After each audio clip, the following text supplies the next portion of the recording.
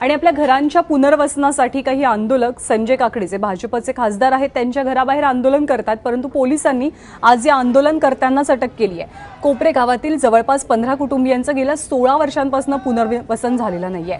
पुनर्वसनाचं कंत्राट संजय काकडेंच्या कंपनीला देण्यात आलं, मात्र अजूनही पुनर्वसन पूर्ण न झाल्यामुळे गेल्या 4 दिवसांपासून पीडितांनी संजय काकडेंच्या घरासमोर 4 दिवसांपासून ठिय्या मांडलाय।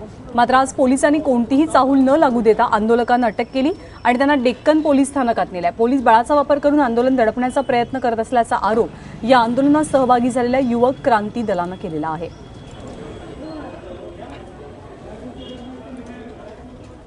गेले 5 दिवस संजय काकडेंच्या ऑफिसच्या बाहेर आमचं सत्याग्रही आंदोलन चालू होतं। आज पोलिसांनी अजून आम्हाला कळलेलं नाहीये की सत्याग्रह करणं हा काय गुन्हा होता का आणि आम्हाला इथं अटक करण्यात आलेली आहे। सकाळी अचानक गाड्या येऊन थांबल्या आमच्या सत्याग्रहाच्या मांडवाच्या समोर आणि त्यांनी आम्हाला अटक केली।